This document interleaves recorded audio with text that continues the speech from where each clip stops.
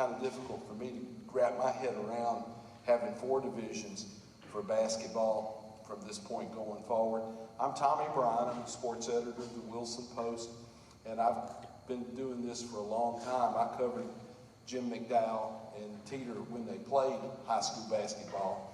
That tells you how old I am. And I remember Troy Allen before he had a head coaching gig, and it seems like he's been coaching for 100 years.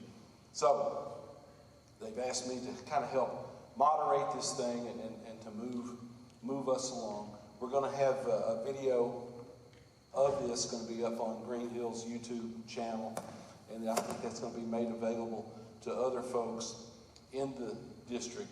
But we're going to get started with this. And let me just tell all the players, enjoy this today. Look at this more like a game show than some kind of question and answer thing, because, you know, bottom line, you're not in class. You know, you're going to get a meal out of this. You're not having to be in a lecture today. So enjoy this, and let's have fun with it. Coach Josh Hurd and the Cookeville Cavaliers are up front first. Coach Hurd, if you would, tell us a little bit about yourself, how long you've been at Cookeville, how you got into the coaching business. I started off at Cookeville High School back when Kevin Bray was the head coach. I was his assistant for about 8 or 9 years. Great coach, great mentor. Just loved the game, thought about the game 24/7. So I learned a lot from him. I left Tennessee to go take care of my family, moved back to Georgia for a couple of years. Coached out in Georgia, and then I decided to come back to Cookeville and started off head coaching in middle school. Did 2 years of middle school, and then I moved up and took Kevin Bray's place at Cookeville High School. This is my 3rd year as a head coach here. Love it, love the staff, love the teachers, students, community is awesome. I knew I wanted to come back to Cookeville just because of the nature of the love that was there. So I decided to get into coaching probably when I decided to stop playing basketball. Always been something that I thought about maybe I could do, but I really didn't put forth any effort towards it until I knew my playing career was over. You know, I wanted to, try to make a difference in a couple of kids' lives that I had coaches that did the same for me. So, but I've been blessed. I've been blessed with some great kids, great coaches, great help. So I consider myself one of the lucky ones. Having been an assistant coach and then coached at the middle school level, and I see this all over the place. Middle school coaches don't get near the credit for what they're doing. Bottom line, keeping a lot of kids hitched and keeping them playing. It's not so much, and maybe you can expound on this, about not so much the wins and losses, but keeping them, teaching them, and being able to push them along. Yeah, I mean, they really get forgotten, to be honest with you, with just the level of notoriety that you get. I probably received more being an assistant coach at the high school than the head coaches did at the middle school level. And I will say that once I got this job, that was something that I wanted to make sure I changed. I try to get in those middle schools and talk to those kids and talk to those coaches. I go to their practices. That's something I've already done this year. I've been to 2 upper middle schools already, just watching those kids.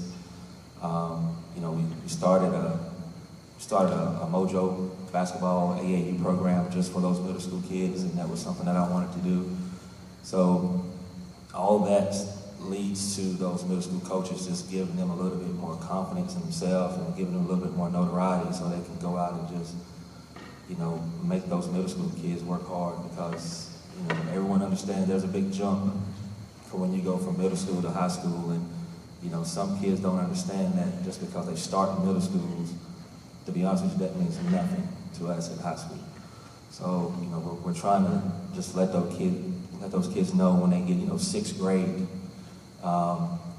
that it is a big difference, and that was something that they just need to work towards, just allowing them to come in and watch us. You know, when we start practice, you know, we have days set up that we're going to have each middle school come in and watch us practice, and then when we're done, they're going to have the floor and they're going to practice. So again, that's just something that I want to let those middle school coaches know that I appreciate them, and they, you know, they can come to our high school anytime. Coach, if you would give the mic to DJ, and DJ Potts Heard. Tell me a little bit about your start in basketball. Have you played this sport primarily? Have you played other sports coming up? When did it get started for you, DJ? I first started playing basketball in the 1st grade, and I've only played basketball growing up. I love it. It's just what I've always been doing. Summer ball, playing travel teams, that sort of thing. Talk about who you play with and how that has kind of helped blend it into what you're doing high school-wise. Last summer, I played with Team Forest in Georgia. It was a solid AAU team, and it really pushed me to just want to, like, compete every day, get better, improve.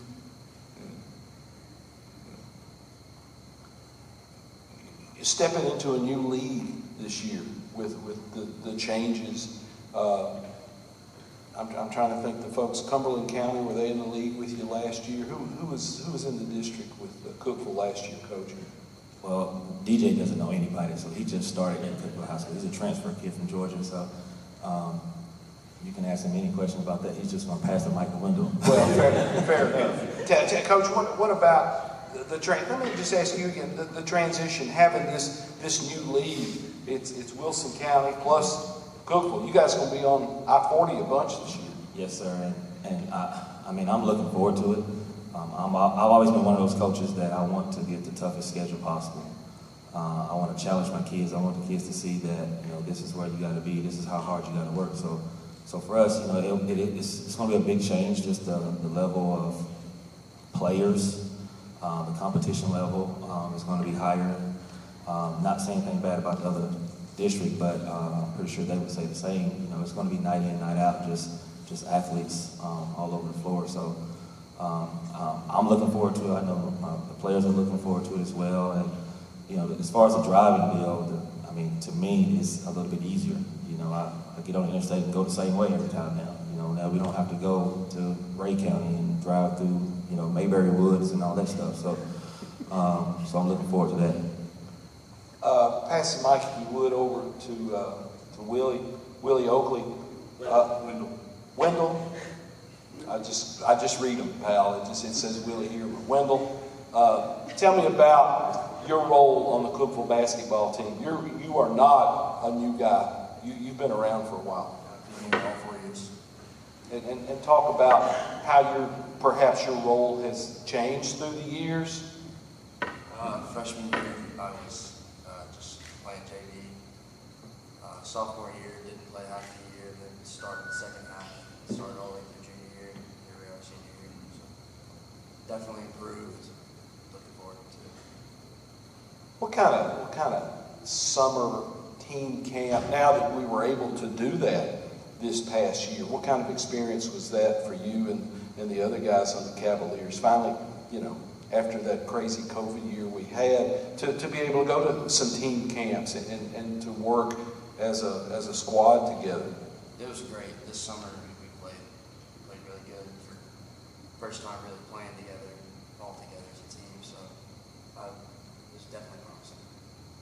Wendell, when Cookeville's playing the way you guys want to play, what can folks expect to see offensively, defensive? What's going to be the style of basketball for the Cavaliers? We move fast. Always running down the floor. Hopefully talking a lot on defense. Really aggressive. DJ, if you pass the mic back to DJ right quick here. Being a relatively new guy, were you part of the summer operation? Yes, I was. So you got to go through summer, working yourself in with some new teammates. How was that for you?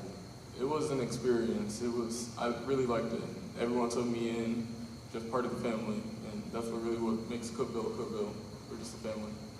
And running the ball up and down the floor, everybody's got a chance, and I guess even big guys, if they'll run, somebody's got to get them the basketball, right? Yes, sir. That's correct. We like to play fast.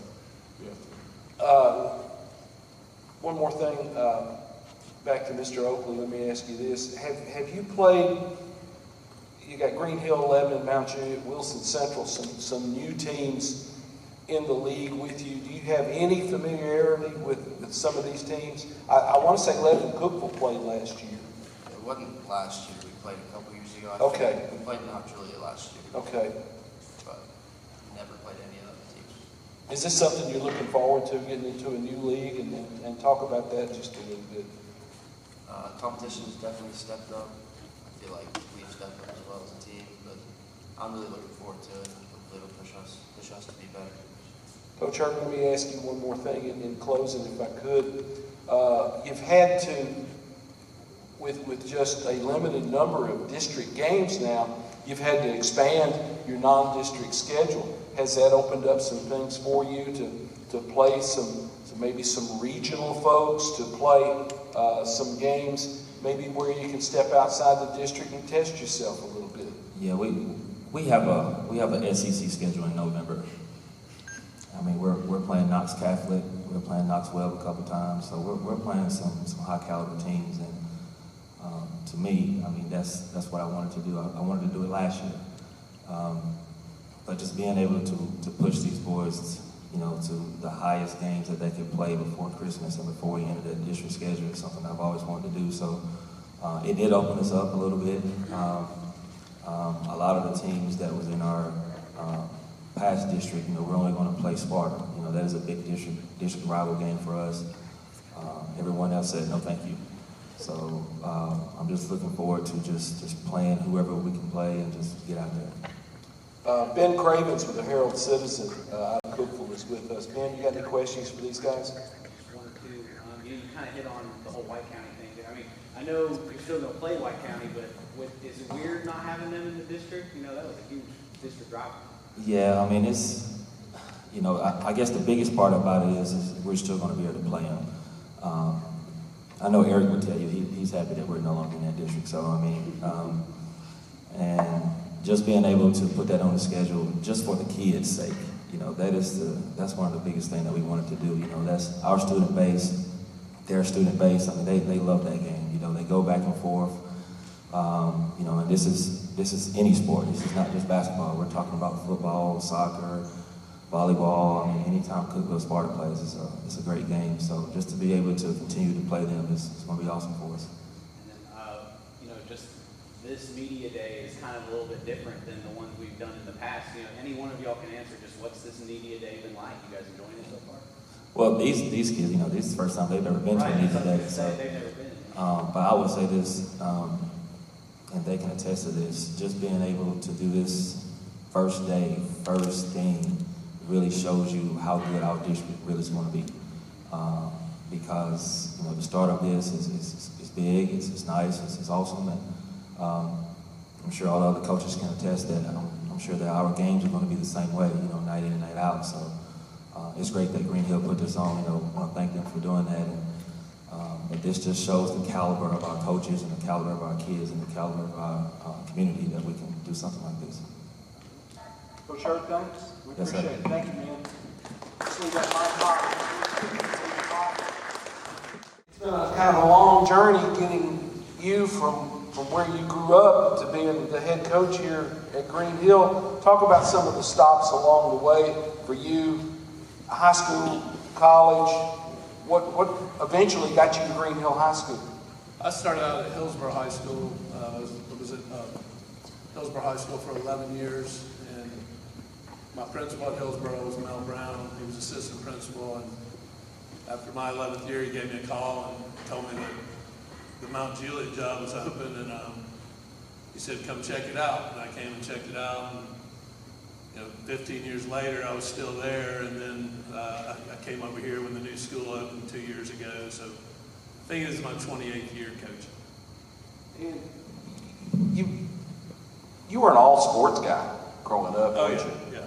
Talk about some of those influences, because you were a baseball guy. Yeah, I was a baseball player, basketball player, played a little football. My father did a great job of, I always played for the best coaches in the area. He sort of rigged my career. And I was fortunate to be on good teams, and I had great coaching mentors, and whether it was Babe Ruth baseball, high school basketball, I played for, I feel like I played for the best people in Nashville. Still talk to a lot of them to this day. And, my first principal, or my principal that I grew up under was, one of the best coaches that's ever been in Nashville, my Brown was. I was really lucky to be around great men in my career, and that's why I coach today. Is because of the men I was able to be under growing up, and to be under in high school, and even in summer ball, whatever it was, I was always playing for a good coach. Mo Ruttlen, let me ask you first. Practicing for Coach Troy Allen is kind of a different gig, because you guys spend a lot of time on the defensive end of the floor. That's a huge part of your game. Talk about the willingness to do that, because maybe a lot of guys don't want to go out there and work hard on defense. Well, I like playing under Coach Allen because he always focuses on the simple, small things. So I take pride in that in my defense, because that's the best part of my game. And try not to let my defender get past me or make the shot. Well, and again, you've done it against some of these teams in the district last year. There's a certain amount of, hey, I know those guys. I've played against those guys a lot. Do you feel like that's going to help you as this district now has changed a little bit? Yes, sir. Just talk about some of the other good guys that you've had, because you've guarded 1s, 2s, 3s, and occasionally guard a 4, haven't you? Yes, I sir. mean, just whatever the matchups are. Talk about some of maybe the tough matchups that you have in this district. Well, one of the toughest matchups that I have is I have to guard Brandon Miller from Cane Ridge. Very tall. I have to make sure he doesn't get past me or get to the rim easily. And then Christian Shaw from Beach, very tall shooter. Make sure he doesn't shoot over me. I have to have high hands, be up in him, make him uncomfortable. And those tall people from Lebanon, I have to get them too. Can't let them get any rebounds, and just got to defend anybody that I'm able to guard. Pass the mic over to Paxton, if you would. Paxton, talk about how your role has changed through the years. You've now become one of the guys. Talk about how far you've come as a basketball player. Well, freshman year, I was kind of like this scrawny little white kid that came into Mount Juliet, and I wanted to play defense and just shoot the ball whenever I could. And then kind of growing up in Coach Allen's role, like he never really saw me like through middle school. He didn't think I could play for him. So like just like proving myself every day. Like as a sophomore, I wanted to play defense. I wanted to play for him. And then like not getting to play a lot as a sophomore, but like getting minutes that I needed to grow under like Will and Gage and all those guys to watch them work hard. To come into a new school junior year and start as a point guard, which I never played. I was always a shooting guard. So like just the exponential growth I've made under Coach Allen, and like seeing all these guys work hard in front of me, to now being a senior and like being the guy, like you said, is big, you know. Well, and changing your role from a guy who wanted to shoot it all the time to now being a distributor who can shoot it. Has that made is that a mindset difference? Is that a big change for you? I think I have a pretty good IQ when I'm on the court, and I know the right play. And we always talk about in our practice what's the right play, and you know, making that extra pass is always good, keeps your team involved. And you know, my shot may not always be the best shot, and you know, a lot of people have that mentality. Their shot is always the best shot. So I think getting my team involved and playing together and knowing when the right shot for me is going to make us a lot better. Passing it over to Mo, if you would, real quick. Mo, and I'm trying to think of the kid's name. There was a big kid who came on for you guys last year and played more as the season went along. Who's a big guy? Jason Birch. Yeah. A big guy in the middle who can score. What does that do for you guys offensively to have you know that you're not going to have to work so hard for a shot, maybe work hard to get it to him where he can do something. Talk about that a little bit if you would. Well, having a big guy like Jason on the team, made it very easy on us. So when we missed a shot, he would always get the rebound, put it back up. And it took stress off of us as guards because the defense would have to suck in and we get more shots on the outside. Pass it back to Coach Allen, if you would, just for a second. And the same kind of thing, Troy, that I talked to Coach Hurd about with the district now being more compressed and there's fewer district games. That's opened up the non-district schedule. How did Green Hill approach scheduling non-district games? We kept playing most of the Sumner County schools. We're playing them one time each, which, you know, I think it's a big deal to keep playing those guys. We have incredible rivalries with them. And then we just sort of went out and found who we could find and tried to find the best people we could play. I think we have a really good schedule. It's, you know, front-loaded, pretty tough. So just you know, finding, a lot of times it's just calling your buddy and saying we can play. And, you know, usually they will. So we'll play. That's sort of been our thing. We'll play anybody. It doesn't matter.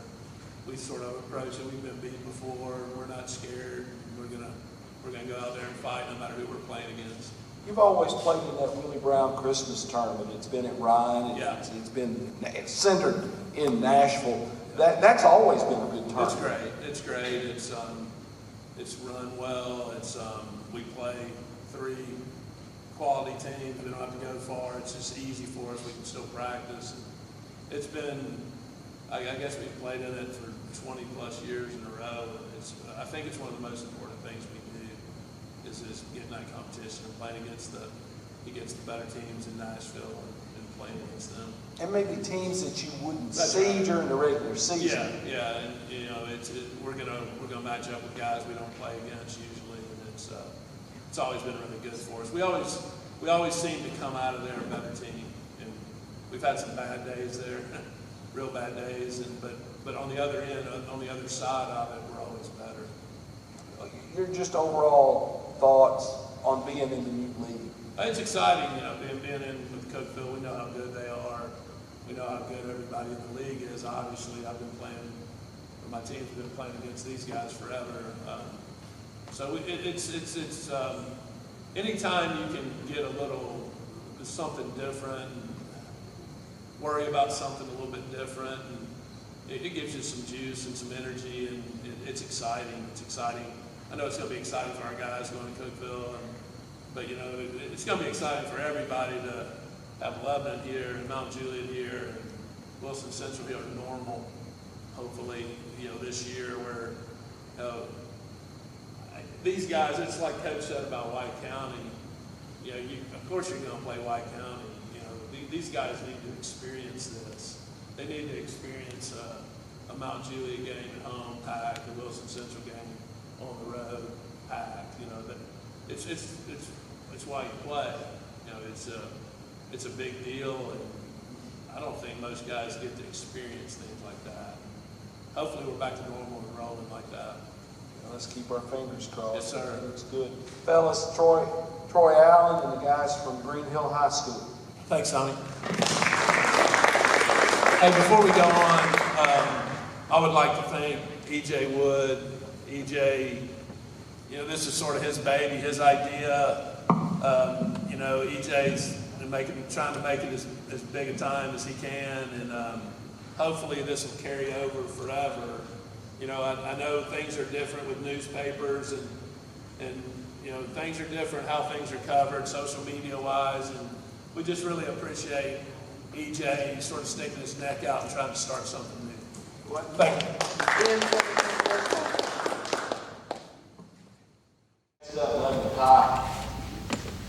Jim McDowell, Yarin Alexander here. Jim, again, you're an old Blue Devil. You played at Lebanon. You got a coaching start at Lebanon. You left Lebanon. You came back. Talk about that journey a little bit, about what got you going coaching-wise, and then what got you back to Lebanon High?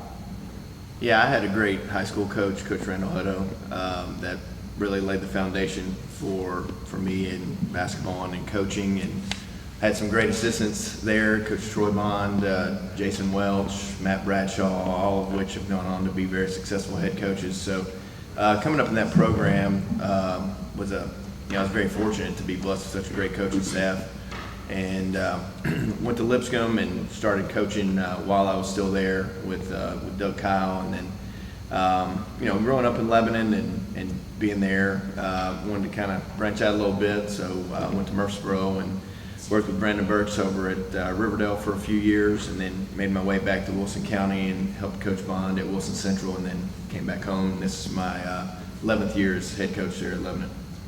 11 years, it doesn't seem possible, does it? It's gray hair, it seems possible. Being in the new league, again, the same question I talked to the other coaches about. It has changed the dynamic of the schedule in that you've only got 2, 4, 6, 8 district games. You've had to fill out the rest of the schedule. Talk about that a little bit. Yeah, so we went from having 16 district games last year to only 8, so it opened up a lot of different opportunities. With our girls program, we're hosting some different events at our place over Thanksgiving that we've done for a while, but got a couple other things that we're hosting with. Been fortunate to have some good sponsors with some things. So we feel like we've got some good events that we're going to be hosting with Kendi Salas Hometown Team Classic before Christmas, and then the Sonic Showcase that we started last year on a Saturday, kind of in the meat of the district schedule. But we've also tried to schedule some good teams, just like some of these other programs I talked about. We were opening up with Cane Ridge, which I know some other teams are playing, state runner-up from last year. We've got Webb that's got some high-level players, Brentwood, Ravenwood, Oakland. So, we're going to be tested by the time we get after Christmas and into league play. When folks see Lebanon play, what can they expect tempo-wise, offensively, and then we talk a little bit about what you're going to do defensively? We've got probably more length than we've had since I've been here, and so we'll try to utilize that to most of our ability. We've got some guys that got some experience. We really, with Kobe Tibbs going down right after Christmas last year, we really only had one senior that played from January on to the end of the year. So we've got a lot of guys back that have got quite a bit of experience, and so we'll try to utilize that. If we can play fast, we'd like to play fast. A lot of times that may not be the case, so we'll be able to try to be fluid and adjust to the game, and try to get these two guys the ball as much as possible. Pass the mic to Yarin, if you would. Yarin, your game has really developed through the last couple of years. I know that last regular season game, the last game of the season, you kind of went off in that game. What took you from that early point to just basically going nuts in that last game?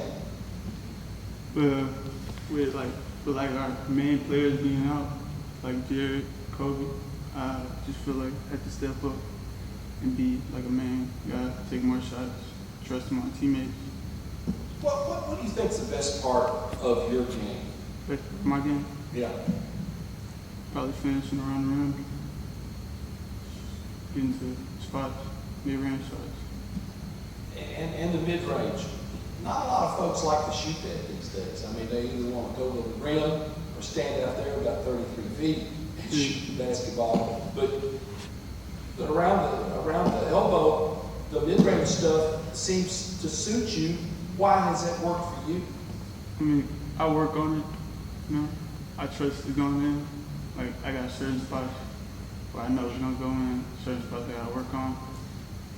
But yeah, getting to those spots, being able to knock down the shot. And if you would pass it over to Jared, please. Jared, you're a guy who, as you came up through the middle school ranks, you were a guard. Yes, And you hit that growth spurt, and you're not a guard really anymore, but you've got some guard skills. Your game has changed big time from the time, say, you were a 7th and 8th grader. Talk about that transition a little bit. I just say like 7th and 8th grade, I was more like point guard, and then, like you said, I hit growth spurt. So I just feel like I grew into my body a little bit. So just being able to like be more versatile, like I say, like it's helped my game. Does maybe this court awareness and being aware of matchups and who's on you and how the game is flowing and that sort of thing. Talk a little bit, if you would, about how that influences, what you're going to do when the ball's in your hand. Just like I said, being versatile, I feel like our whole team really is. So, I mean, for us, it's easy to, like, I say we can find a lot of mismatches. So, this will help our offense overall, I say. You've gotten a lot of attention from some of the big schools.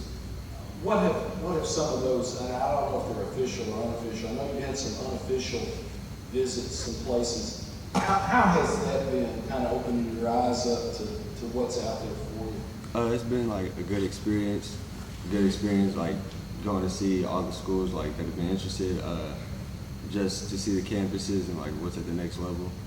So Pass it back to Yarin if you would.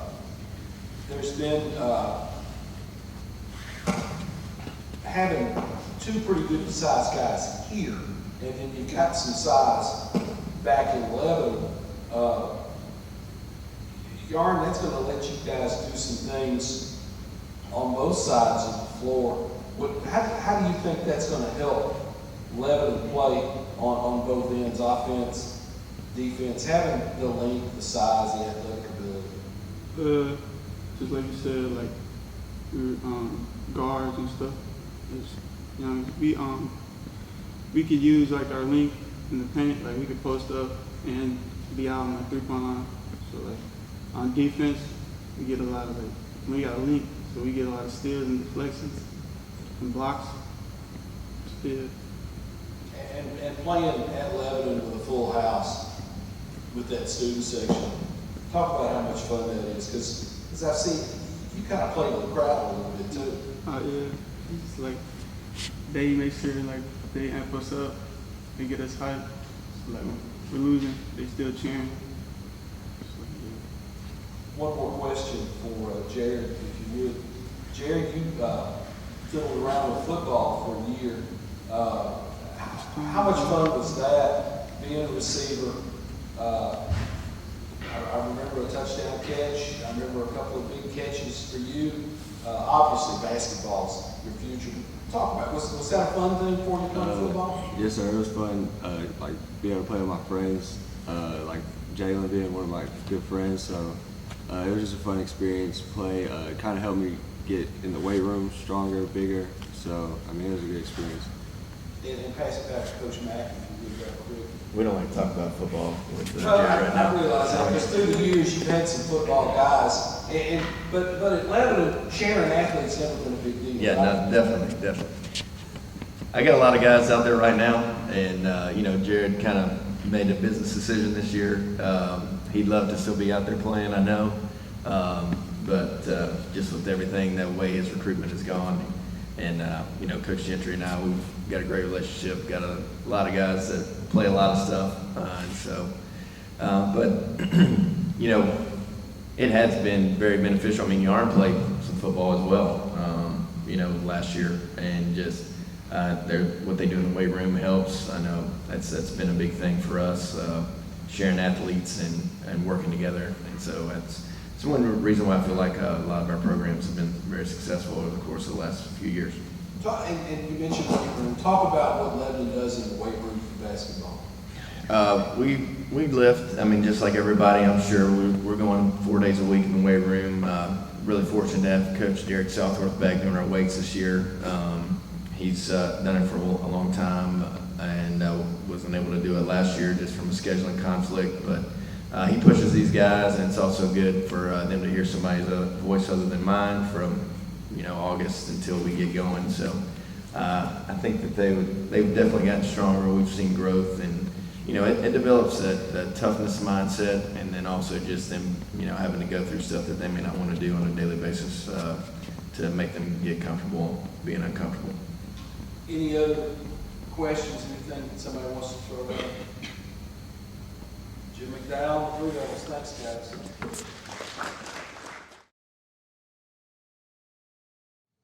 Jonathan Drake, head coach at Mount Juliet High School, with us.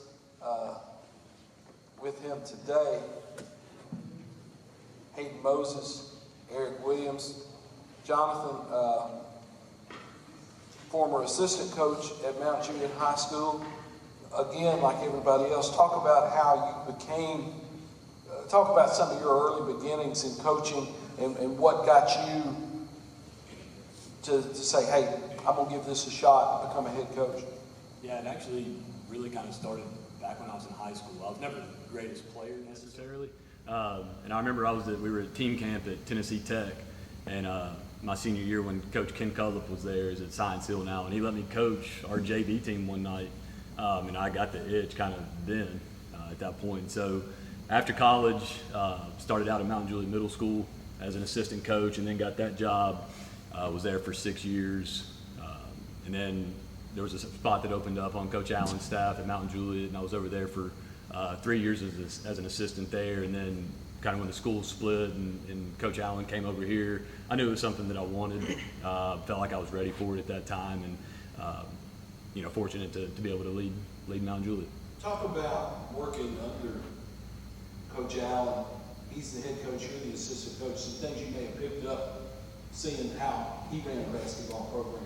Yeah, and one of the things, even going back to my time at the middle school, me and Coach Allen worked together, had some successful middle school teams that kind of made their way up to the high school ranks, and just him and Coach Stewart, Coach Berardi, learning so much from those guys, and kind of how to handle a program and how to handle a successful program, kind of what it takes day in and day out, and to be a successful high school program, what it really takes, just invaluable.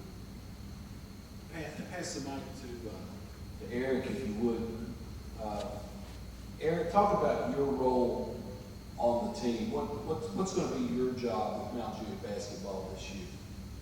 Really just doing the small things, like the small details, get to my spot, making sure my teammates have the opportunities that they need to have to score, win games.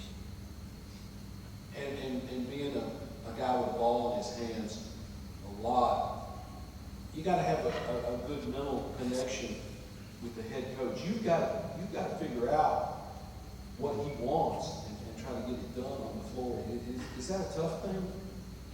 Not necessarily. It's like I've only been under him for a year, but at Dixon we didn't really have that much talent, so I had to learn to be tough and disciplined to get the stuff that I needed to get done. Being relatively new guy, new program for you after leaving Dixon, how has that transition been? New teammates, new buddies, new building? It's definitely a big jump. Dixon is kind of a smaller town, kind of everybody knows everybody, and here it's a lot of people, so just having all these new people and having all these new friends, it's kind of overwhelming, but you get used to it. Pass it over to Hayden real quick. Hayden, talk about your role.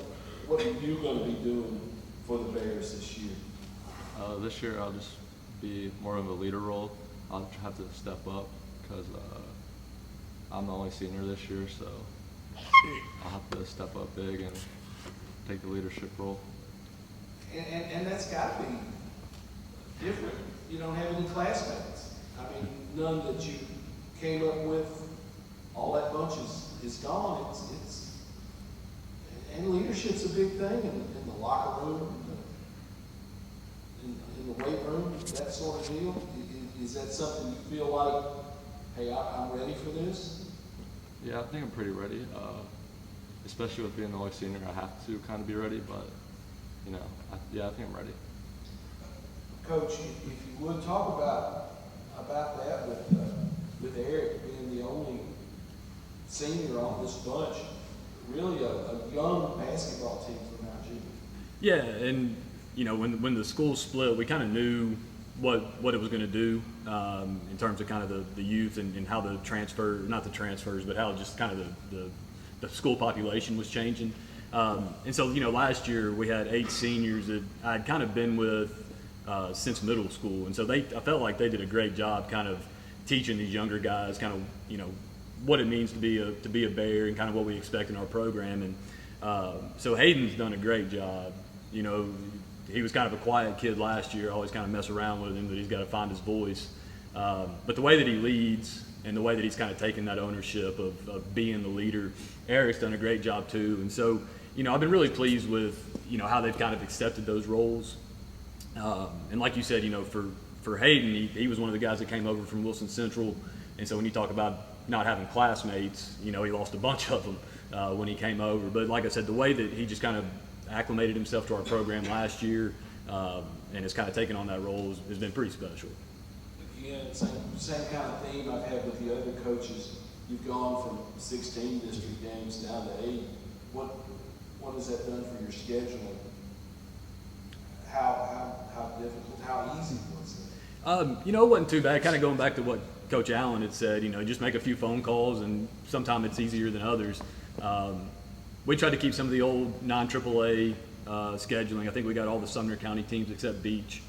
We weren't able to work something out with them dates-wise. And we picked up Summit, Oakland, Father Ryan, Cane Ridge.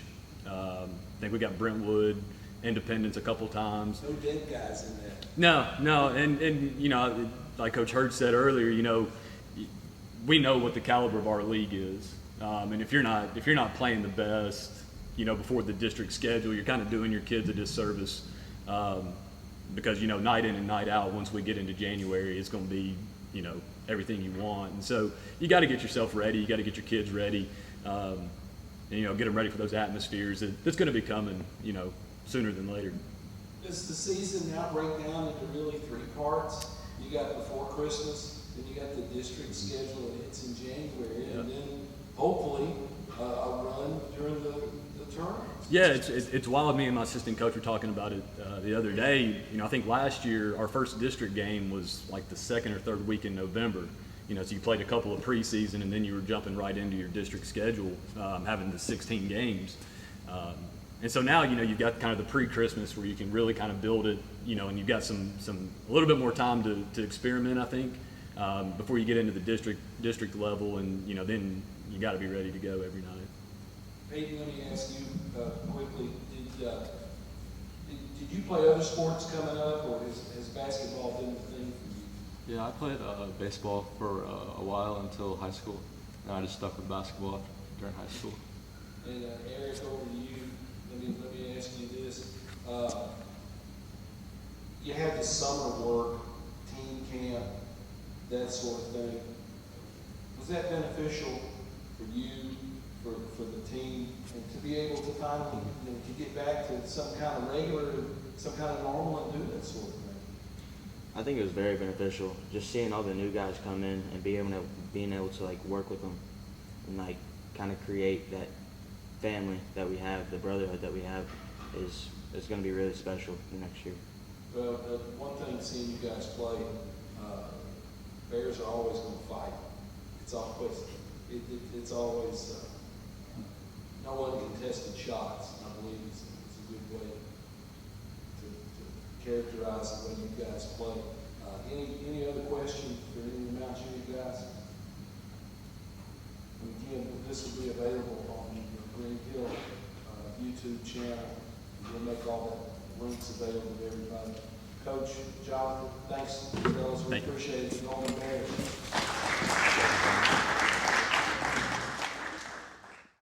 I remember I covered Michael's mother when she played basketball at Lebanon High at Belmont. It's either I've been in this thing way too long, or you guys are getting old kind of quick. Definitely getting old kind of quick. Yeah. Michael, Again, talk about your journey from being a high school athlete, where you were, college, and what got you to this point where you're the head basketball coach at Wilson Central now. Yes, sir. So basically, as soon as I got to college, decided that was the route that I wanted to be. You know, we decided that my playing career was not going to be in basketball anymore, and just didn't want to leave the game. I wanted to be able to give back everything that was given to me, and so shortly after that, wound up back coaching with Matt Bradshaw under him for a handful of years, and from there moved on to Wilson Central underneath Troy Bond for a couple more years there. So I bounced around, was very blessed to just work with great coaches, understanding a lot of different ways to get things done. I thought that was very important for my career, just to see a lot of different aspects of the game. Bradshaw and Bond, completely Totally different. Completely different. Night and day different, and both learned a lot from both of them. And I think that kind of helped me find my voice early on, and from there was able to move into some head coaching roles at the middle school level. At Watertown for a year underneath Bradshaw again, and then made my way back into Wilson County, and was fortunate enough to be at Winfrey Bryant for a handful of years, be able to help Coach McDowell in their feeder program. Then was blessed to get this job, so it's kind of been that roundabout way. And talk about the middle school thing again, because I see it being in the newspaper business. You guys middle school coaches don't get near enough credit, because a lot of times you're taxi driver, coach, making sure they get fed, all those kind of things. It's sometimes a thankless job. All the above, yes, sir. It's definitely one that probably doesn't get the recognition it deserves, and that's one thing we tried to do very good at Wilson Central, is just make it out to our feeder programs, talk to those coaches constantly, tell them they're appreciated, because like you said, it's one that doesn't get a lot of thank yous. Pass the mic to your player. Well, introduce who you got here with you, because yeah, so we've got Evan Riggan with us here today, one of our seniors. Adler Kerr was supposed to come, and he is actually taking a test at one of his college courses, so we wanted to put academics above that. well, that's a noble endeavor. You know, school does play a part in this somehow. Evan, talk about your role with the Wildcats. What's your job with this basketball team?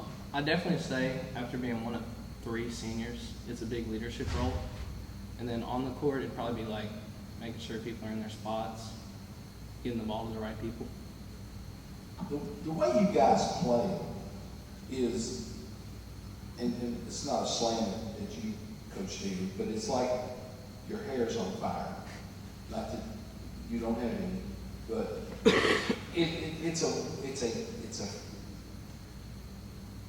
frenetic, fast tempo, scramble kind of basketball. Is that a fun game to play for you guys?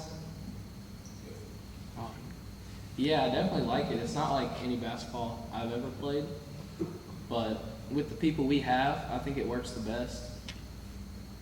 Getting people in the right spots.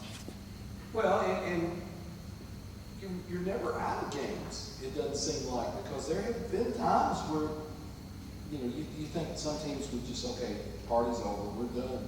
You guys don't play like that. Every possession, every trip up and down the floor, it's like World War III out there. Talk about that a little bit, and how much pride you guys take in that. Yeah, I would say we definitely do take a lot of pride in that. I don't know. We think we can beat anybody in the district or anybody we play. So we go into the game with that. Well, and back to Coach Teeter, again, you certainly know 3 of these teams in the league very well. I don't know how much experience you've had with Cookeville through the years, but the way the Wildcats play doesn't seem to change game to game based on who you're playing. It boils down to how you play. That's right. It puts a lot of focus on us inside of our practices. We will definitely scout. We're blessed to be in this district, and Cookeville's a great addition to that. Just amazing coaches in this league. We'll scout and we'll prepare, but most of our practices are focused on what our guys are going to do and how we're going to do things, and it just it sets the standard for how we're going to prepare. And again, that just puts all of the focus, instead of you worrying about what somebody else is going to do or how they're going to attack you here, it's about what your job is. And that puts that focus right back on us. And we've had this conversation, you and I, before last year. If you had a post player, if you had a 6'7" in there, you guys would be illegal the way you play. What size-wise, what does it look like for you guys this year? About the same as it's been the first 2 years. We're definitely not the tallest team in the league, and we make up for that and how we're going to defend. You know, you mentioned Hair on Fire and Fanatic. That's kind of what we have to play.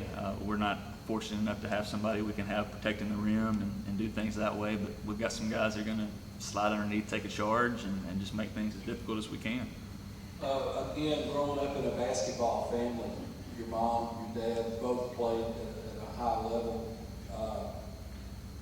Basketball is a huge thing to you, and talk about the pride that you take in seeing how your players go out there and execute.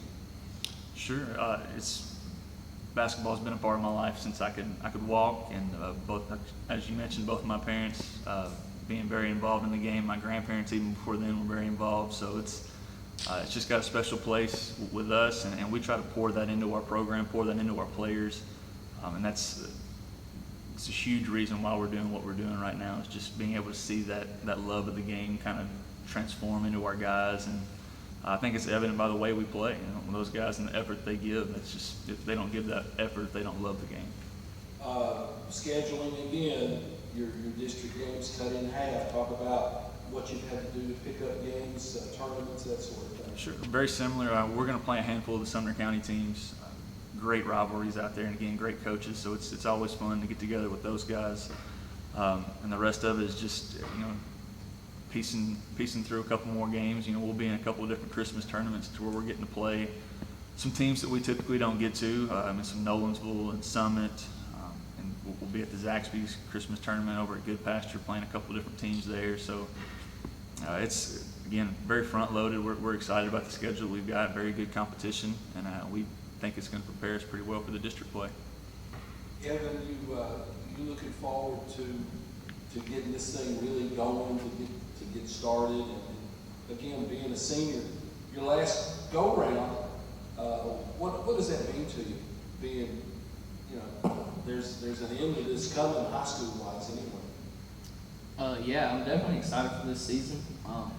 Like you said, this is my last year. Everybody wants to win the district championship, so that is the goal. Hey, thank you guys. The Wildcats from Wilson Central. Coach Gillis. Yes, sir. I'm Tommy Bryan, Coach Jaime Gillis, the players, K.K. Graves, and Bailey Gillis. Again, congratulations on being out of class today. I'm sure there's a meal involved in this and not being in a classroom setting. Coach Gillis, if you would, tell us again, as I've done with everybody, talk about your start, player to coach, your journey to get you to be a head coach. So I graduated from Upperman High School in Baxter and played there. Didn't play in college. Started my teaching career at Cookeville High School under Mindy Odom and was her freshman coach for 3 years. So, and I had this one and her sister, and so I transferred back to Upperman and taught and coached at that as assistant at the high school there, and then took a few years off because I had 2 more daughters, 4 total, and came back as the Upperman Middle School coach, head coach there, and then I took a system-wide job, and so I was all over the county in Putnam County, and when the Cookeville job came open, I talked to Mindy Odom and applied for that and was able to get hired on there, and so this will be the start. This will be my 5th year at Cookeville. I got a lot of respect for Mindy. My wife played at MTSU against Mindy when Mindy was at Tech playing, and to see how 2 ladies turned out to be great women after fighting tooth and nail against each other. She is fabulous, and she has helped me along my way, and she's actually coming to talk to my team next week. Okay. I don't think I've told them that, but she's coming to talk to him, and she's still a big part of our program, and I pick her brain as often as I can. Having been a middle school coach and coaching a 9th grade team, again, making sure those kids have a good experience is a huge deal. And sometimes not a lot of recognition for that, but that's got to be gratifying knowing that kids you coached went on and played and had successful careers. Absolutely, and I think feeder programs are key to high school programs, and we're fortunate at Cookeville. We have 3 feeder middle schools that come to us, and I know Josh and I both have good relationships with those coaches and those programs, and so it's huge, and we don't probably get the recognition that they need because, like you said earlier, they're doing a lot of jobs combined into one. KK, if you would pass the mic to KK. Your team had, I remember seeing you play. You played against Lebanon. Talk about your game a little bit. When things are going the way you want to, what's at the heart of your basketball game, your individual game? Well, honestly, rebounding and then running. Well, I don't really run the floor, but get the rebound and then pass up the floor. Really, what I try to focus on. Well, and if a rebounder will run the floor, many times you'll get rewarded and get that ball back, right? Yes, sir. And finishing. Is that the way you think this Lady Calf bunch plays the best? Is attacking the glass and getting the thing going back up the floor? Talk about that transition game a little bit. Well, we definitely focus on getting the rebound first, obviously. Then everybody sprinting out, getting the ball up the floor. Hopefully layups. If not, get into something. Pass it over to Bailey. Bailey, playing for your mom, what's that like? Anyone will tell you we have our moments where it's rough, but we butt heads sometimes, but it's honestly kind of a really cool and neat experience to get to have that relationship that a lot of kids don't experience. And I mean, we have plenty of times where I'm like, hey, you're my mom right now, you're not my coach, but it's really neat. Are you able to turn that switch off when you get back to the house and say, okay, this isn't about did I spot up right for the shot or was I where I was supposed to be on the inbounds play? Are you able to have that time where she's not your coach? Yeah, we try to, but I mean, she even told the team last year, like, you guys go home and you eat dinner and that, you know, you go to practice and then that's the end of it. And I go home and we talk, okay, what did you like in practice today? What did you think of this drill? What do you think about this play? And we talk about it 24/7. I mean, my dad's the assistant and my younger sister plays on the team, so we're constantly talking about that. We try to turn that off and on, but I mean, we love basketball. We love talking about it, so. Well, you better love it because it's, Coach, it's your life, really, when everybody's in there. Oh, it is, and I told you I have 4 girls. My younger 2 play at the middle school level, so we were at Lebanon High School last night watching them play. So and she says 24/7. It's pretty close. Scheduling again, a big issue. You and the boys coach work together on trying to get some non-district games. Again, it's really a 3-part season now, right? We do, and our previous district was only 5 teams. So we're used to having to get a lot of non-district games. And we've been successful, and the boys, you know, with the addition of Coach Hurd, they've seen some success in his first 2 years. So we struggle to get teams to play us, and we'll get, you know, the girls want to play and the boys don't, or the boys want to play and the girls don't. And so this year has been the hardest one to schedule, but we filled it out, and you know, he said it, and I agree. We never have a cupcake schedule. We want to play tough teams all throughout our season, and it just prepares us. It was the same thing with our last district. We didn't start district play until after Christmas, And so it works out really well that we get some pretty tough teams and really good competition to prepare us for when we get, in January to this district. KK, let me ask you, non-school basketball, travel, AAU, that sort of thing. Tell me about your experiences there. What you do this past year? Well, this past year with travel ball, I didn't do much. But past years, I played with Flight out of Murfreesboro. I played with Meioshe and I think a couple more over there. But it's been fun. It's really nice to get out and play. Competition's excellent. Was it good not to have that going on this past year? You didn't do as much? It was a nice break, but I mean, looking back on it, I wish I would have played. But it was a break, so. Coach, if you would, let me ask you about these two players you brought with us. What do they bring to the floor for you when you're playing on Tuesday and Friday nights? Well, I brought 2 of our 5 seniors, and honestly, I talked to my assistant coach Pickett and said, I could have brought a lot of players, but these two are special. KK has started for me since she's a freshman. I said I'm starting my 5th year, so I've had these kids all the way through, and so KK and I have been together and been through a lot of different looks. And when I first started my first year, we couldn't run as fast as we wanted to. We couldn't do the things that we are able to do now with our personnel. And so she is just solid. And KK does whatever I ask her to. And she is decided she's going to be the hardest worker in the weight room this year. And it's been really exciting to see her and to kind of see her evolve into that leader, because she's pretty quiet. She's funny, but she's pretty quiet when it comes to leadership. But I've been really impressed with her in this preseason.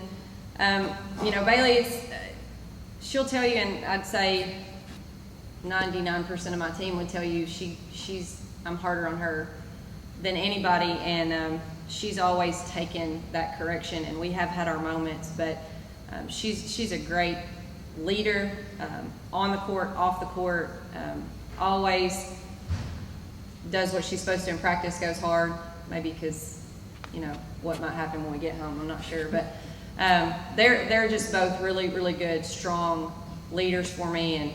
And Bailey fought for a position last year and got in the starting lineup and just had a really good season for us. So I expect big things out of both of these too. When Cookeville's playing the way you guys want to play, what will folks see? Offense, defense, style of play, tempo, that sort of thing? We like to play fast. Like KK said, we like to get that rebound and go. We don't have a huge post presence, so it poses problems for us on matchups. But on the flip side of that, we're hard to guard. So we like to get it up and down and play fast. And I play a lot of kids. We're pretty deep, so I'll play 7, 8, 9 kids and just get a rotation in there, so we're always fresh. And I think this summer we played multiple camps, and there we play 4-game stretch and have a different leading scorer every night, or every game. So we don't get real worried about who's the leading scorer or who's our go-to girl. We find who's hot or who's got a mismatch, and we're going to try to work towards that. Basketball, 5-on-5, but it breaks down to an individual matchup thing. And sometimes a team without a real big is a tough matchup for somebody that does have some size.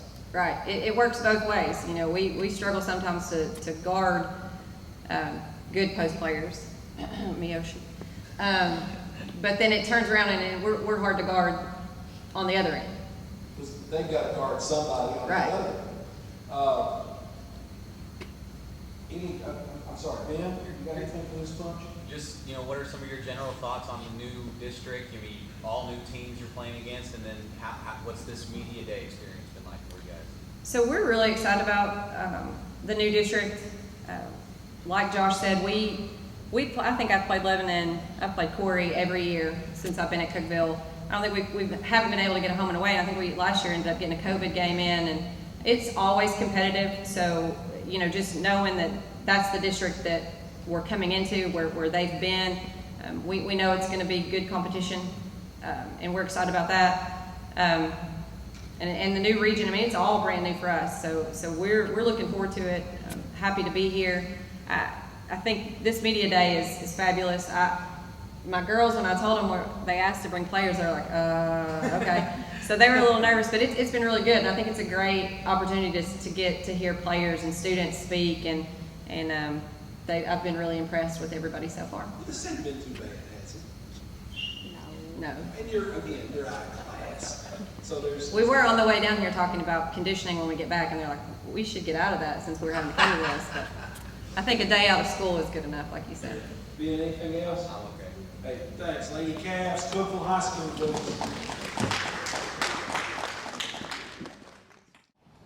Cherie, Abner, and the Lady Hawks at Green Hill High School with us here as we explore what's going to be new in District 9 4A. Cherie, as I've done with everybody else, tell us a little bit about your journey from player to coach as you sit here today. What have you gone through? What's been your story? Well, I started off playing at Belmont, and luckily, right after graduation, I got a call from Westmoreland High School to be a head coach coming straight out of college, and went up there, interviewed, and took it, and didn't plan on staying there a long time. I was just trying to get my feet wet and kind of get back to my area, which is, more on this side of town, and I stayed 20 years and enjoyed every minute of it. Pretty successful up there, and that got my journey started. And then as my kids got older, we've always lived in Mount Juliet, and I wanted to make my way back to Mount Juliet. So I dropped down and coached boys basketball for 3 years at the middle school. I was Coach Allen's boys coach, and I came in at a great time. Coach Drake had just left and went up to the high school, had quite a bit of talent, and had 3 good years there, and the school was built a mile from my house, and at that time I thought, hey, I'm going to go back to girls basketball and finish out my career here.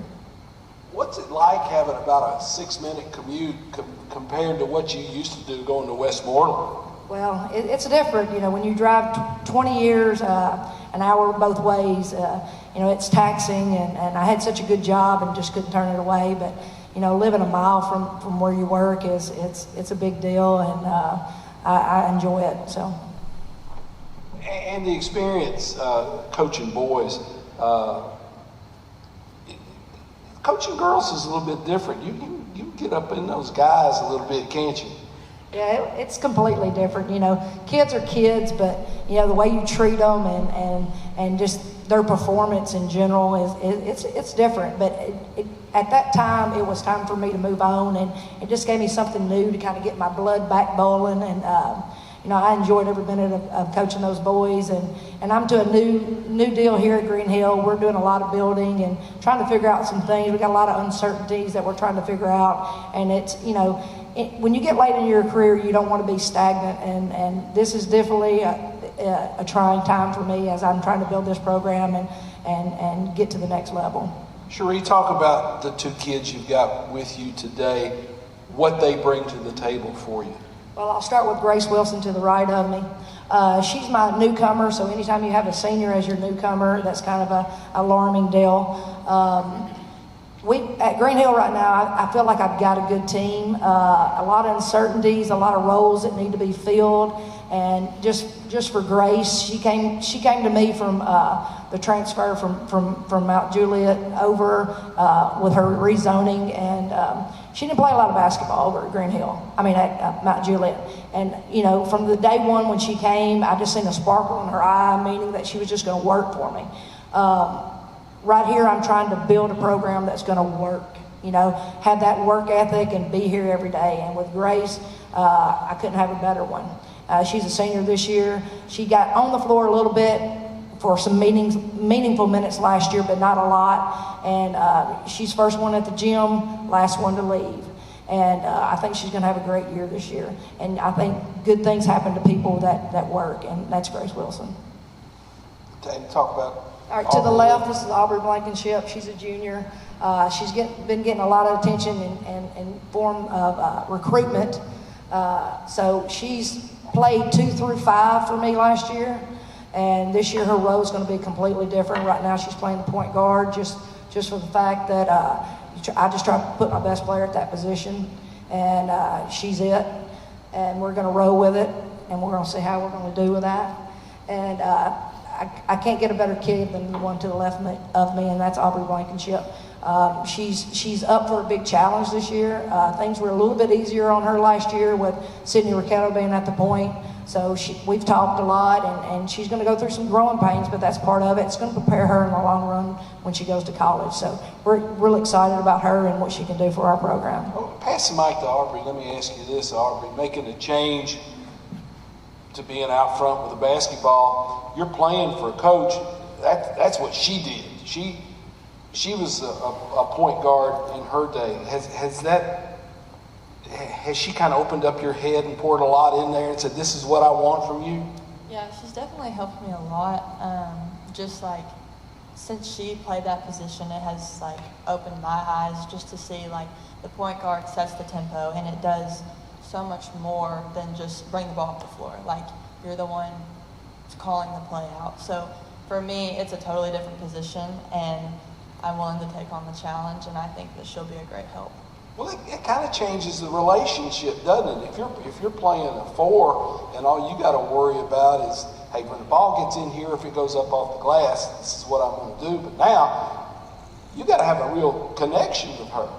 Yeah, I think just she'll help me a ton. I think she definitely has helped me now at Open Gym just to like see certain things a different way, because last year I was playing the 2 through the 5, so it wasn't like I wasn't having to focus on, what am I going to do? If I do this, how is it going to affect everybody else? So I think she definitely has helped me in that aspect.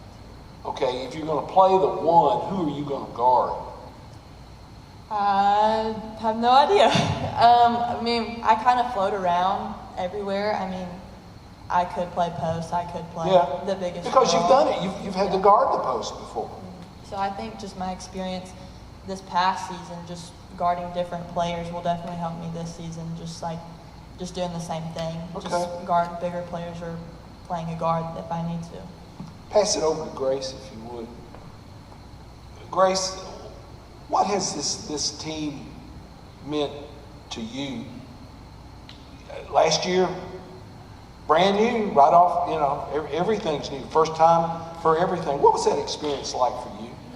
Transferring over from MJ was a big move because all of my friends that I had at the time were over to MJ. So you're coming over to a brand new school, not really knowing who else coming over with you. So you get to make a really cool bond with all the people that were on your team with you.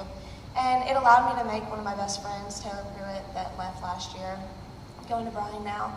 But we've also just this year, the relationship between us as a team this year and last year is completely different.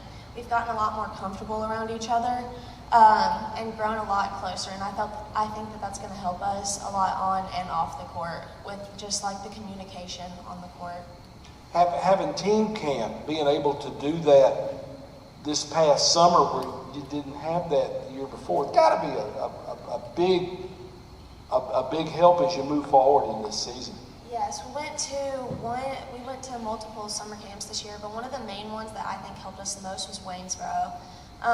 It was a very physical and mental challenge while we were there, but it helped us to get to know each other better, just being like having to be around each other for that amount of time and playing that many games a day. You just really got to get to know your teammates a lot better, that we didn't have that experience last year. And Cherie, team camp, sometimes that's the biggest part of it, just building that team bond, because ain't a whole heck of a lot to do in Waynesboro except play basketball. Exactly. Last year with a hybrid, they were here 2 days at school, 2 days off, and you just never really had them all here at the same time trying to build that team bond, especially with a year like COVID in our first year. So we've worked a lot on building that relationship off the court and on the court.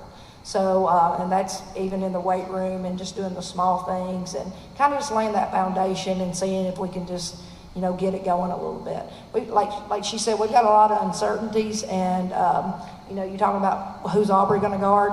That's the thing. We've got a lot of kids that are right on the line. We just need them to step up and kind of sew up some spots right now to see how all the other pieces are going to fall in that puzzle. So it's going to be fun. Talking about scheduling, we thought that it was going to be tough trying to get these teams, and they kind of just fell in line. And looking at the schedule, we got a tough schedule, so we're going to figure out pretty quick where we're at. And we're not going to let that hurt our feelings when we're not where we need to be. It's just going to take us a while. So we've talked a lot about that part of it. We're going to have some good things happen to us this year, and we're going to have some bad things happen to us this year. So another thing is these kids haven't played in a crowd like we're going to get this year. So how are they going to react to that? So that's just some things that we're just going to have to, work through as we go.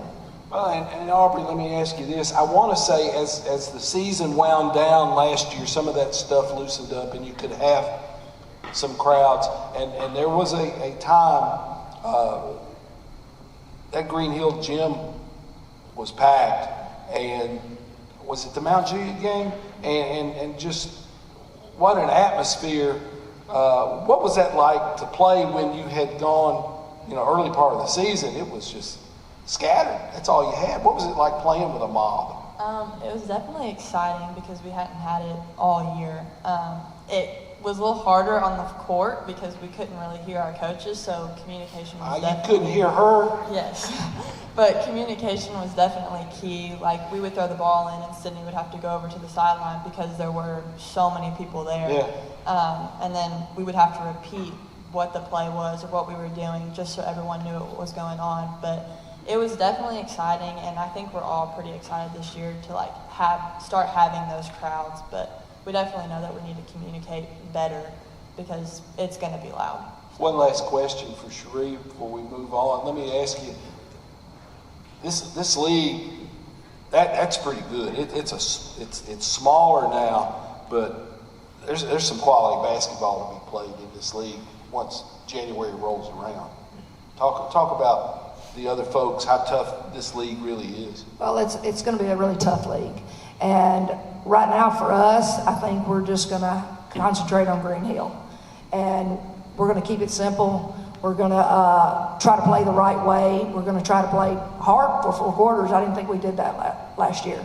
So if I have to go deeper into my bench to play harder, then that's what we're going to do. So in looking at our schedule and looking at the people in our district, I'm not going to worry about that until I get my pieces to my puzzle kind of set. So looking at our team, we're going to play hard. We're going to play man-to-man defense. We're going to try to take care of the ball, and we're going to try to keep it simple on offense. And that's kind of just the game plan, and we're going to try to get these kids. I'm pretty excited about my freshman class, and some of them are going to play. So we're going to just see what we've got and try to move forward, doing it the simple ways and doing it right. I'm asking a question that I don't know the answer to. Some leagues have done this differently, where you will play a 9th grade schedule, and then there are some JV games, and then there's, of course, varsity, and then there have been kind of a hybrid 9th grade JV team. How will it be done in District 9 4A this year? Well, last year, like you said, we did it kind of different. We played freshmen/JV on Monday and Thursdays and kept our district play and varsity games on Tuesday and Friday. This year we've chose to basically play JV before the varsity game, just like the boys do. So in saying that, a lot of my JV kids will be my varsity kids. So, that will pan out eventually. So some of them will be playing JV, and then they'll be turning around playing varsity, and we'll be switching them in and out, depending on their performance and things like that. So sometimes that's good to play on both nights, but you think about, fatigue and things like that. So we'll just have to keep a good eye and contact on that. So, got a question? So you add 2 to your coaching staff this year. Thoughts on those 2 additions with Coach Bryan and Coach Poston? Jeff Bryan's coming from Belmont. We played at Belmont together. He's got a daughter on the team. We've been friends for years, and he's doing a great job right now. He's been working with my post players on this 3-man game, and he's the calming factor that I need on my staff, And Coach Poston, I got him from, he helped Mariska Reed at Ravenwood years back, and he's part of the STARS program at AAU, and he's going to be another good addition. I bounce things off him, and that's another thing is I've got a totally different staff, and we're still trying to get on the same page. And, you know, that just doesn't happen overnight. And so we're trying to figure out how we're going to work practice and doing the small things like that. So it's going to take us a while to get on the same page and then get the kids on the same page. But I'm excited about having them, and they're working just as hard as the kids. Anybody else? Cherie, thanks. Thank you. Appreciate it.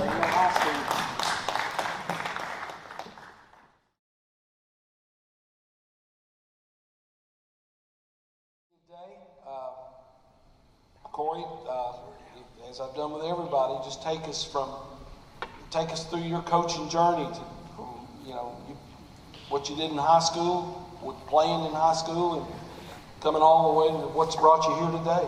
My playing career is a lot shorter than my coaching career. Well, yeah. So, actually, I think my coaching started when I transferred schools in my junior year, and I had to sit out. And so I practiced with the team every day, but then I kind of developed, sitting on the bench and watching on the floor. I think that's where my coaching started, because I gained a different perspective doing that. Had several stops, different places, and now I'm in my 15th year as a head coach in high school, so 7th year at Lebanon, and very excited about what we have going at Lebanon and looking forward to this year. Coming off a year last year that,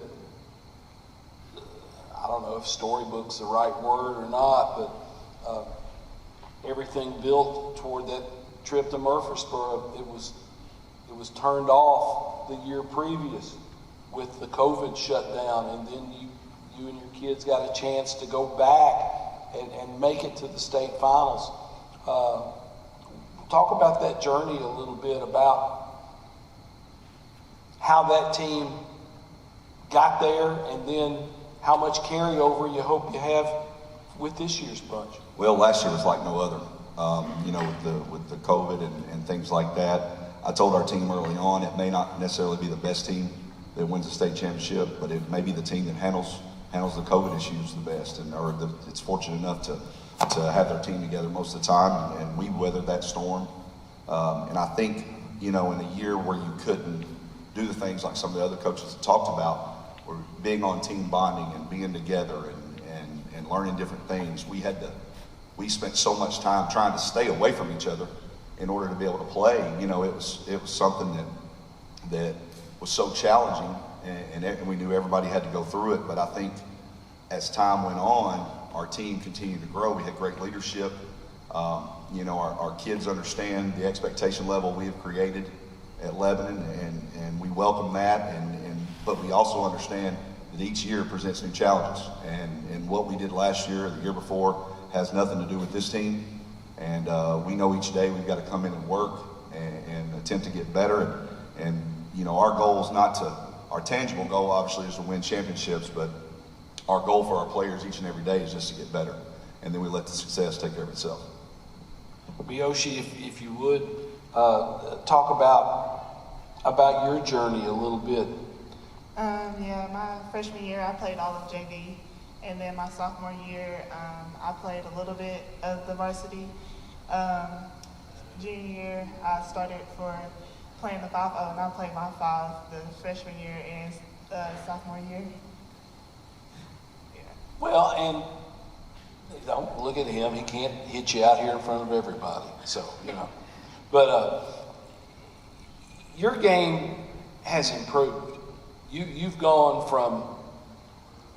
from what everybody said, hey, she's got a lot of upside, she's got some potential. And now that potential's been realized, and you've already verbally committed to Middle Tennessee State. You have come a long way. Talk about the amount of work that you had to put in to get to this point. Coming in my freshman year, I didn't see a lot of, Coach Barrett seen more in me than I did myself. I didn't think that I could really pull through, like, coming this far. My freshman year was a little tough because, trying to do like what Coach Barrett asked, because he's asking more than what I think I can do myself. You know, that was a little hard.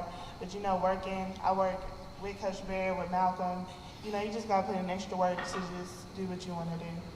Well, and pass the microphone on to Finley, if you would. Finn,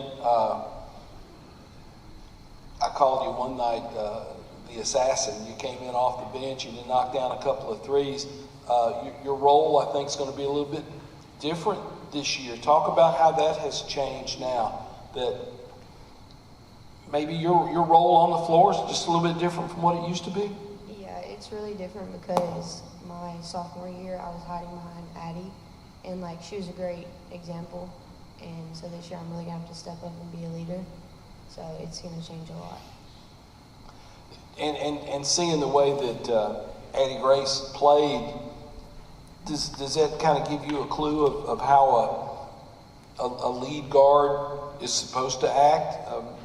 You know, your skills different from hers different from you, but some of the things mentally, some of that leadership, some of that toughness, talk about that a little. Yeah, it's going to take a lot because it's the one, like that's a big position, you know, like you got to know your position and you got to know what everybody else is supposed to do, and you got to be on board with the coach. So Addie taught me a lot about that. She's very tough, and so yeah. Well, I know in the early years of the Porter Barrett relationship, there was some headbutting that went on. What's it been like, as I talked, you know, with Aubrey about opening the head up and pouring in a lot of that point guard knowledge? How has that been working with Cory? It's been good. I mean, we've been talking a lot more. I've been in his office more. Just got to learn how to be coachable and be on board with him because his way is the best way, right, Coach Barrett? It's working, right? It's working. Finley, talk about non-high school basketball, the travel, the AAU stuff. Who have you played with, that sort of thing? What's that, and what has that meant to you? This previous year, I played with Tennessee Pride, and it's been good. I feel like I've improved a lot playing with this team in the past years of travel ball. Tougher coaching, better competition. I feel like it's prepared me more for this year.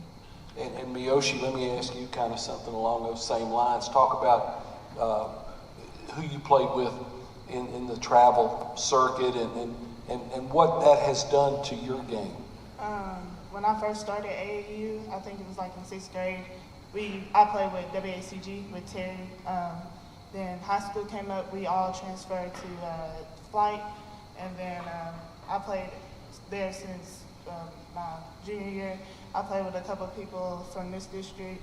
I played with a lot of people from the Metro. And, you know, it's kind of good playing with them because, you know, you play with everybody from different cities and stuff like that. And then you play people from different states. So that was pretty big. Who are some of the best people you've played against? You throw a name or two out there.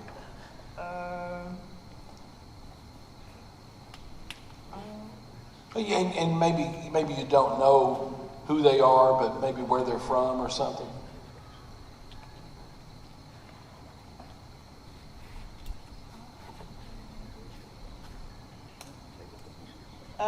In Myrtle Beach, we had played Kayla Blackshear. She was pretty good. I played her my sophomore year at Myrtle Beach. She was really good. And I got to play against her. And what about, you know, you guys have traveled as a high school team and gone some neat places to play. Has that been a good experience? That has, because you know when you don't have to just play everybody in Tennessee. You can go out and play different people. So we played teams that were like good and just all around in the state, you know. I pass it to Finley. Let me finish up with Finn.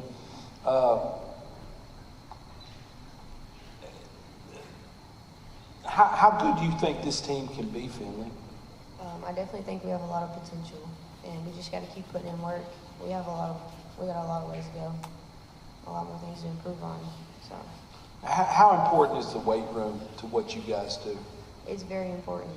You know, you can't just go out there and get knocked over, so you got to put in the work. And let's finish up with Coach Barrett here. Let me ask the schedule thing again, Cory. You've gone from 16 district games down to 8. you guys have never had an issue with bringing in good people to play or going to play good people. Have you been able to work with the guys program and get some home and homes with some of these non-district teams? Yeah, the one good thing, Coach McDowell and I have a great relationship, and I think that's so important in high school basketball to be able to get girls program and guys program or they can work together. And I've never had anybody that as good as Jim McDowell to work with. And I think with both of our programs having success, I think it's helped us get games. But we do run into some things sometimes with what Jaime said. The girls team may want to play, the guys team, may not, and vice versa. But I've always, I learned a lot from Rick Insel, and the one thing that really stuck with me, you can't win big games if you're not in big games. And so we want to challenge our players. I want to challenge myself as a coach, our coaching staff, that we have to be on top of our game every night. And with the teams on our schedule, we're going to find out, like Finley said, we've got a long way to go. But we pride ourselves on playing our best basketball come February and March. So we're going, in November, December, it's going to be a challenge, and we're excited about it, and we're never going to shy away from competition. And that's going to be our motto from here on out. And I think that does nothing but help you later on. And again, pretty good league that you guys are in. Absolutely, and got our Wilson County League, who's traditionally been, you're talking state championships all the way around, and then now you bring in a team like Cookeville that Jaime has done such a great job there since she's been there, and they play a little different than what we're used to, and that's something that we've, when we've played them over the last few years, it's been battles, and we don't foresee that being any different, and I think we still have our Southern County foes, which will be in our region tournament and things like that. And I think the district's going to be fun this year. And we're going to go out and work every day to get better. And hopefully at the end of February, we're playing into March, and good things will happen. It's Cory Barrett, the Devilettes. Ladies, welcome. Jennifer, again, like I've done with everybody else, talk about your journey, high school basketball player, to what's brought you here as the head coach of Mount Juliet. Okay, kind of a strange journey. Obviously grew up playing basketball, finished up with college, coached basketball at the middle school level, AAU, my first year out, was an assistant at the college level for a handful of years, had a connection out at Mount Juliet. They were in good hands with Coach Pryor. For a number of years, I stepped into a volleyball coach role. This opened up, stepped into it, second year. Your dad, an outstanding basketball coach at the collegiate level. Talk about his influence on you, first as a basketball player, and then as a basketball coach. Thank you for saying that. Frank Wilson, Hall of Famer at Trevecca. Yeah, thank you for saying that. Grew up, he coached my entire younger life, coached me as well as a kid, groomed me to be a pretty good basketball player. Coaching, whether or not he meant to or not, it's in my blood. And I know I have not been a basketball coach for a long, long time, but I have coached for a long, long time. His influence on me as far as loving the game of basketball was huge.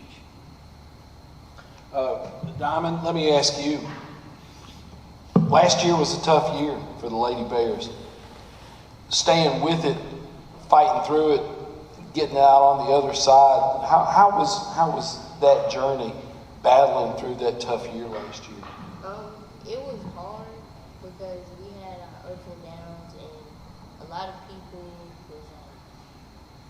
wasn't like on the same page as everybody was. And a lot of people was like not together. We wasn't together, and we didn't have much time to like have team bonding, so that played a big role in it. So this year, I think we're gonna be better because we got a chance to play in camps and all. And talk about that camp thing a little bit too. We've touched on that with some of our other people, that not only is that good from the basketball side, but building that team dynamic, that team group where you guys are fighting sometimes with each other, but you wind up fighting for each other. Yeah, it kind of showed us how everybody, each and one of us individually play and how we work together and how we can be better together in the different things that we do and how we work on our individual self to help the team. So that played a big part in the camp and seeing how we played against other people that was hard for us. Kayley, pass it down to Kayley if you would. And are you looking forward to this year? Last year, that switch has been turned off. That door's closed. Brand new year for you guys. Yes, I'm very excited. I think this year is going to be a great year. Everything we've been working hard in the summer, hard right now. I think this year is going to be very different, and I think we're going to do great. Talk about your role on the basketball team. What's your job? What's your position? That sort of thing. My position, I'm a point guard. You know, my role is to set the offense, set the tempo, make sure everybody knows what we're doing on the floor, no miscommunication, make sure everything's right, how it's supposed to be, make sure everybody knows what they're doing. And playing basketball at Mount Juliet is a big thing, you know. Yes. There's a lot of history when you say Mount Juliet High basketball. What does that mean to you? I have played Mount Juliet basketball. I moved to Mount Juliet my 7th grade year.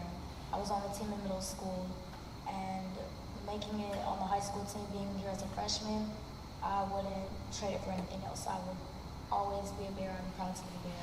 And I'm glad to say this year that we're going to do great.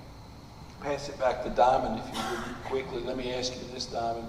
When you see those pictures of those Lady Bears up on the gym, up there on the wall, some Miss Basketball finalists, AAU All-Americans, things like that, there's a legacy, there's a history there at Mount Juliet. Talk about what that means to you and trying to uphold that. Looking up and seeing like all the pictures of like all the different people that came to Mount Juliet and made a difference in there, it makes me like want to be a part of it and makes me work harder every day that I come into the gym and the weight room and outside of school. I think about them and like just try to portray what they put out there onto everybody else. Coach Jennifer, again, the legacy of that program, it means, and it's maybe trivial to say this, but it means a whole lot at Mount Juliet High School. Absolutely it does. In fact, this year, 2021, we have 2 former Lady Bears that are being honored by the Tennessee Sports Hall of Fame. Kathy Bender was on the 1977 state championship team. She was inducted. Alicia Clark, who's still playing professionally, was named the Female Pro Athlete of the Year. And so, coming off of a rough year, it's a nice little reminder of what Mount Juliet girls basketball has been and what we need to work hard to get it back to. And so, kind of cool overall. Do these girls get it? Because kids they weren't around, and they see pictures and they see trophies in the trophy case, but again, that legacy, do they start to understand that a little? If you asked me that a year ago, I'd say I don't know. Yeah. Coming into this year, yes, they're going to be very much so a part of honoring those former Lady Bears. They're going to get to meet Kathy Bender. They're going to get to meet Alicia Clark. We're going to honor them. We're going to add pictures up on that wall. And so they're going to get to be an active part of that legacy of Mount Juliet girls basketball. Talk about the scheduling a little bit. Again, 16 district games down to 8. What have you had to do to fill that schedule out? Again, I think it's advantageous, especially to us and where we're at in developing, in that we don't start district play until the middle of January. Scheduling has kind of been a mix of Southern County schools, Summit, Franklin, Father Ryan, Rockville, and it's a good mix of competition for us to get ready for our district play. Like coaches before me, like you have said, we're in a good district. We're in a competitive district. We're not at the top right now. We're going to play good competition every single night that we play in hopes that we learn what we need to learn. We apply the things we're working on in practice based on the things that we've learned, and we get better and better as the season goes on. And I've looked at some of your in-season tournaments, Wilson Central, Lebanon, Watertown. You got to get some good competition, and you're not going to have to travel all around the state to do it. Which is a good thing. Again, we are looking to put ourselves in the best position that we can be in as a team when we start district play mid-January. Being able to stay local is going to give us less travel time, which is going to give us more practice time, which is going to give us more preparation overall for the ultimate goal of maybe playing out of the district, maybe playing in a region game. Second year as a head coach of basketball at Mount Juliet. How do you like this group of kids that you've got to coach? Last year was tough. Last year was tough just because Coach Barrett made reference to we had to try so hard to stay away from each other. This year, being able to have a summer, being able to be around each other, establish different things that we can do to team bond and things like that, I really kind of fell in love with this team over the summer because we were able to establish, get on the same page. Hard work is hard work. Hard work has to be present if we want to be better than we were. They get it at that point. We have started to build. That excites me. Kayley, let me ask you, has this been a fun preseason, summer? You know, weight room's tough, but are you enjoying this part of it until you get to the point where you can really start playing games that matter? I do. The season was very fun, like for the summer, because last year we had COVID, we didn't get to do the summer. That's always one thing we always look forward to. You know, getting new girls. We're playing in the summer. It keeps us busy and it gives us like that head start for the season. And I feel like we all are very excited for this season. You know, we can't wait.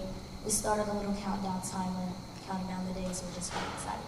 Well, good.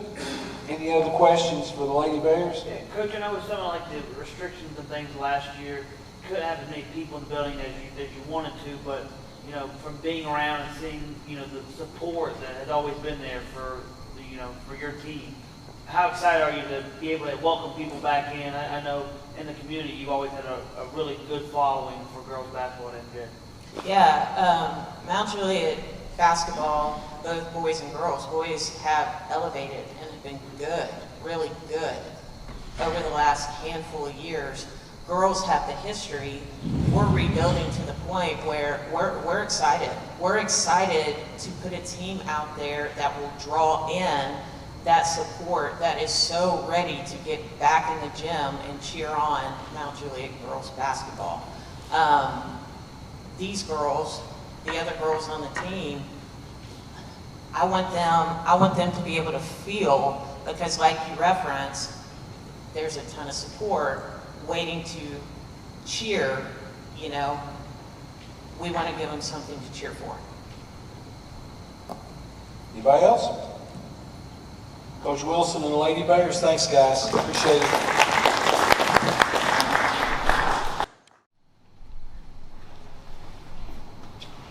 Coach Erica Wilson and players Chloe Smith and Kendall Pickett with us here as Wilson Central steps to the mic. And Erica, if you would, same deal, talk us about high school player to what got you here today. What's the journey been like? Well, I didn't actually plan on playing in college, but I ended up getting recruited by the coach when I was in college. I had some injuries and just kind of thought that I had closed that chapter. So I played my senior year, and at the end of the year, my teammates, typical senior night, they wrote me letters, and they all said it felt like they had another coach on the team, and they felt that that was the journey that was meant for me, and that maybe is why, I had to kind of get in that role as a college player and kind of learn that. And so I ended up working a lot of camps, and I started coaching right away. I was lucky enough to coach with a shot clock in high school in New York for 5 years as an assistant varsity coach. Went back to Ohio, and I coached in Ohio, South Carolina, and now Tennessee. So I've seen a lot of different styles of basketball, and I think that's kind of created the environment I try to have with my girls here. You were, if I remember correctly, and David Jennings will correct me if I'm wrong, you were a middle school coach minding your own business, and then the high school gig opened up, and there you were. Talk about that transition a little. Well, for personal reasons, I moved to Tennessee, and it was very hard. I left my varsity team in Ohio at Cardinal Mooney, and I came here, and it was the first time basketball was not a part of my life.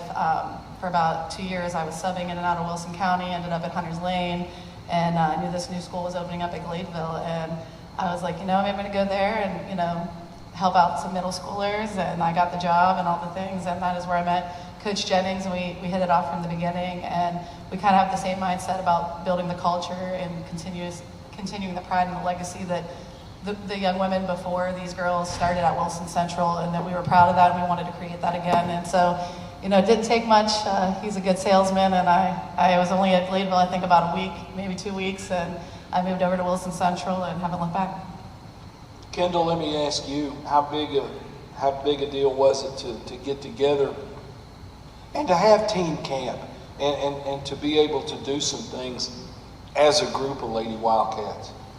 I think it was really fun. We all bond really good together. Our energy is really up there. So.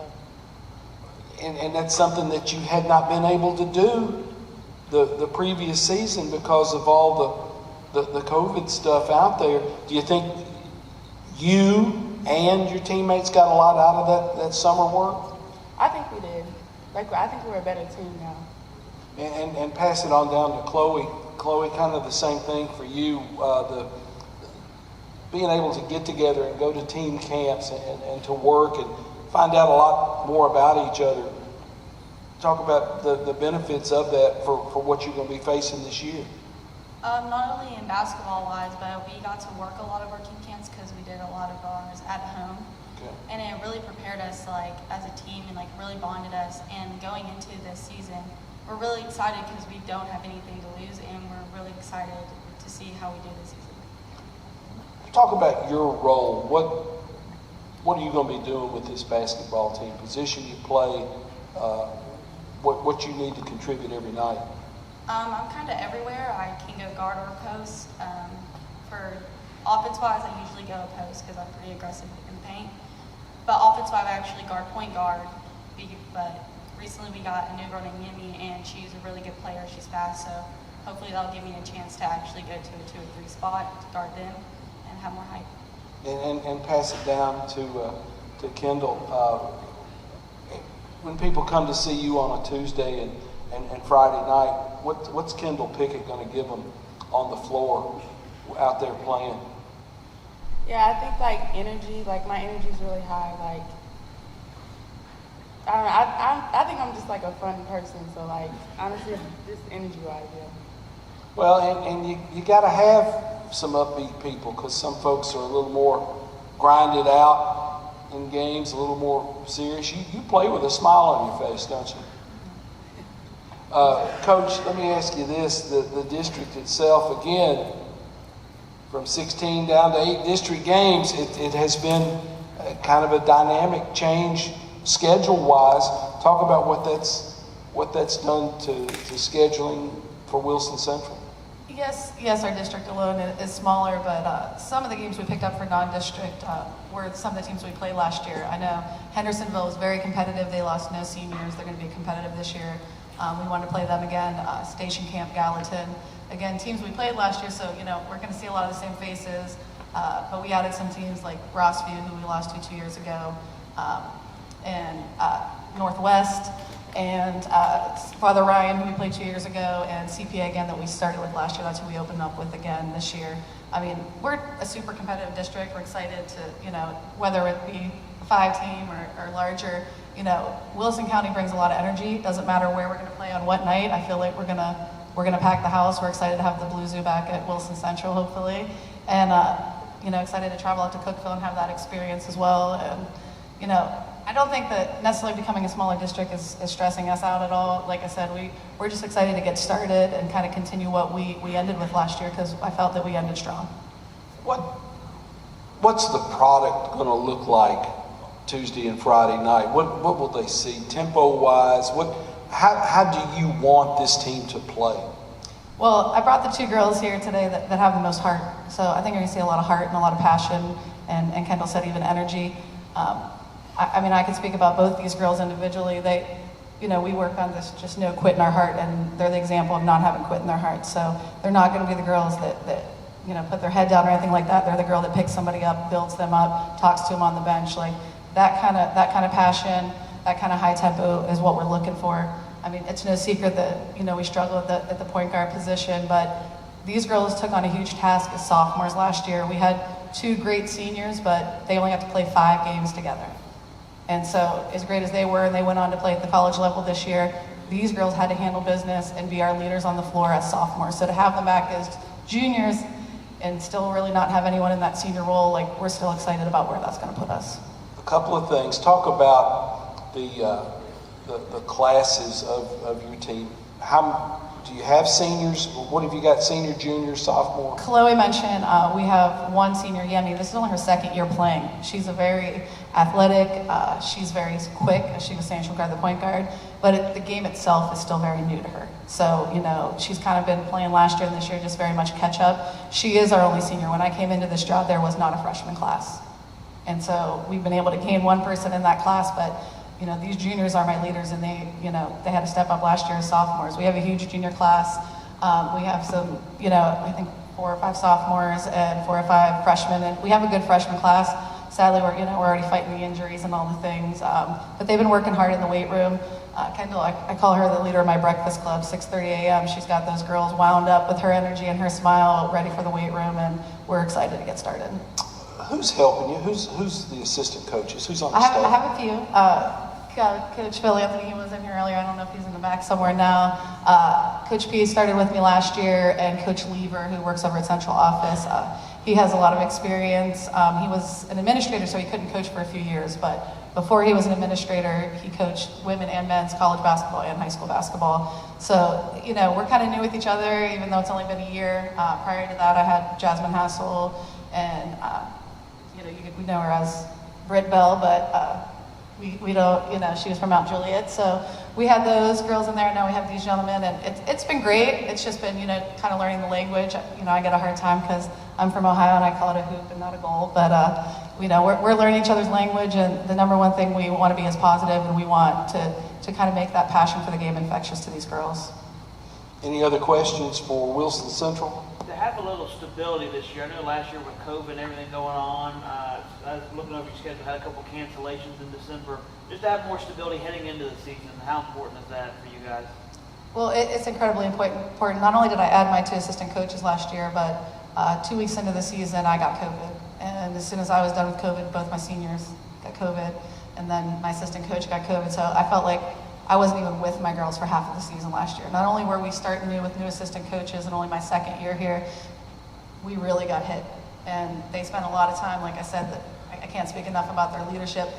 They were there every day, and they were the consistency that we had. And any coach in here will tell you, the growth you're going to have them for 2 more years is going to be huge. Thank you. Hey, that's Erica Wilson, head coach at Wilson Central, with Chloe Smith and Kendall Pickett. Thank you, ladies.